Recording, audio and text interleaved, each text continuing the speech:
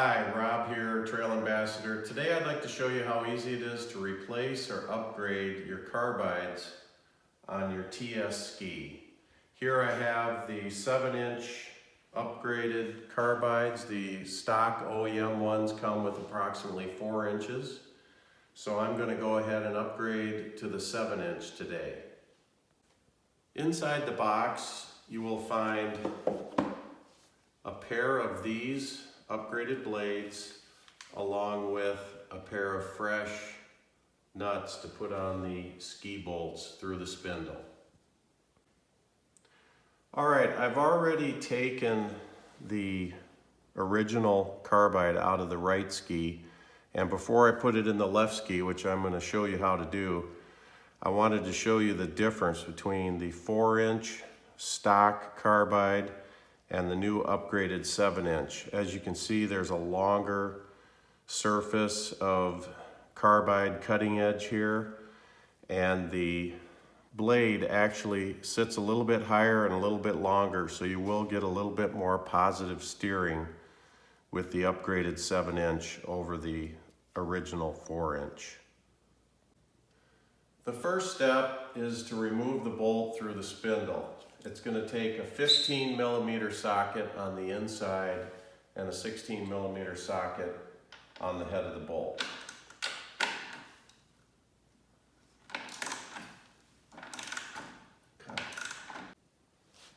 Once you've got the nut on the bolt loose, I usually just tap it gently with a rubber mallet, and that gets the bolt started out the other side of the spindle. Okay, once the bolt is out, I go ahead and drop the ski down. And that's going to leave the blade up here and bring the ski away from the sled. Alright, once I've got the ski off the sled, this is a great time to go ahead and check the bottom of the ski, make sure the integrity of the ski is okay. As you can see here, I've got a little chunk out of the ski. It's actually more like a dent and a little bit of a chunk, but must have hit a rock or something, but that's really not gonna, that's cosmetic damage. But I'm looking for the keels to be in good shape, no big cracks or gouges anywhere out of the ski, no warpage, and just make sure that the integrity of the ski is good and ready for the installation of the new carbide. Alright, back at the spindle here, we need to get the original carbide off. And if you look down here, there's a pin in this part of the adjuster, and it will actually push out in either direction. And you can pull that pin out, and then you can drop the original carbide down and out and get ready for the new one. The installation of the new carbide is basically what we just did in reverse. We'll put the new carbide up here, slide the pin in,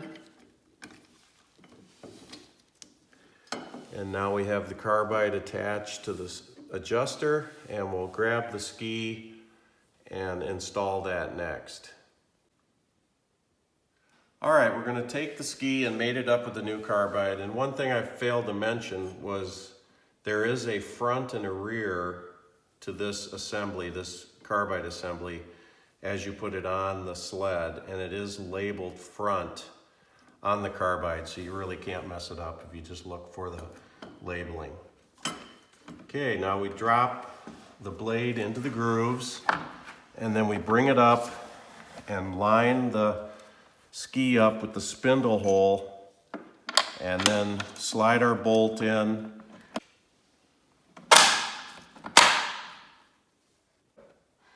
Okay, now we go ahead and with a little Loctite on the new nut, we tighten this up to specifications.